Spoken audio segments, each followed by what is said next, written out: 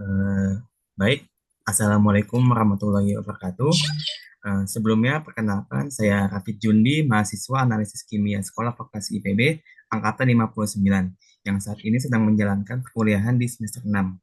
Nah, di kesempatan kali ini, saya sedang melakukan wawancara alumni bersama Kanabila, yang saat ini sedang bekerja di Mitra Lab Buana, yang merupakan alumni dari analisis kimia Vokasi IPB Angkatan 56, ya Pak.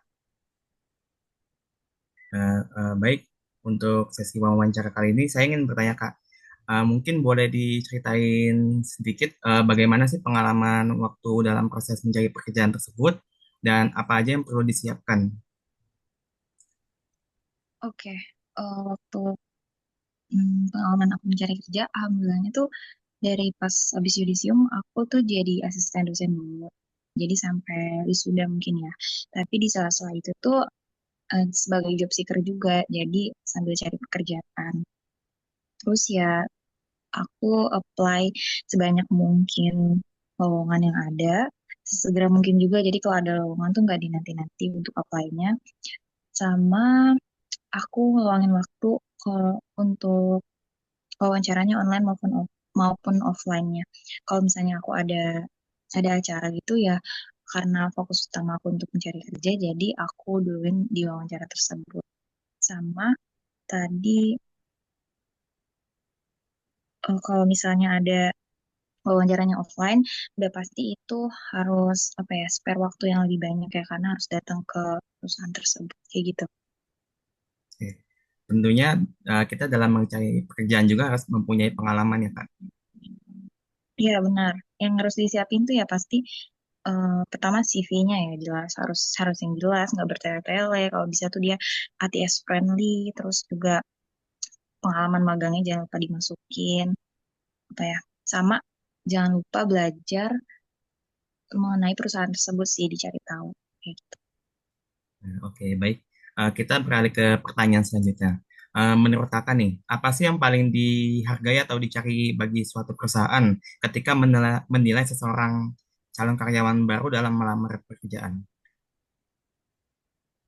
Oke, kalau misalnya dari pengalaman aku sendiri ya, pertama itu pasti biasanya sih kalau dilihat dari pengalaman, kalau fresh graduate itu pengalaman magangnya.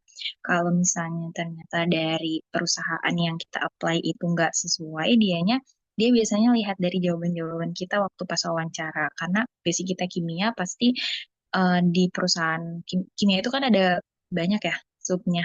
Misalnya kalau misalnya ke lingkungan, berarti kita harus banyak memahami tentang kimia lingkungan. Jadi disitulah kita harus banyak belajar pas dari pada wawancara tersebut itu dilihat banget sama.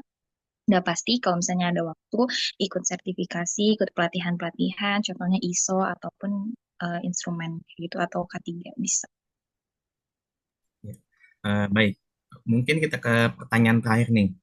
Sejak Kakak menjadi fresh graduate nih, upaya yang dilakukan untuk meningkatkan keterampilan diri itu bagaimana, gimana Kak? Serta sedikit tips bagi saya maupun teman-teman saya mahasiswa untuk yang baru ingin terjun ke dunia kerja.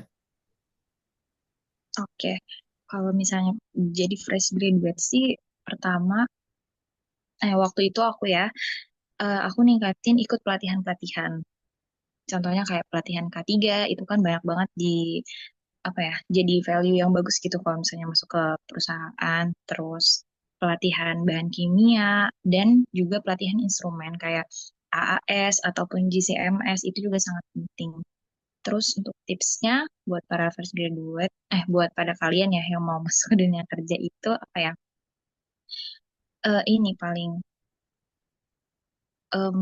apply lowongan dicari dimanapun gitu, entah di sosial media maupun di website pekerjaan, di LinkedIn, semuanya itu eh, cari sebanyak-banyaknya karena kita nggak tahu dari mana lowongan mana dan yang bakal nyantol ke kita, HRD mana yang bakal tertarik sama kita kayak gitu. Sama jangan ditunda-tunda buat apply kayak gitu sih. Dah, mungkin segitu dari aku. Baik, terima kasih Kak Nabila atas kesempatannya. Semoga wawancara kali ini menjadi pembelajaran bagi saya maupun teman mahasiswa lainnya.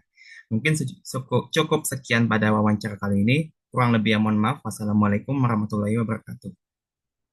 Salam Terima kasih warahmatullahi Kak. wabarakatuh.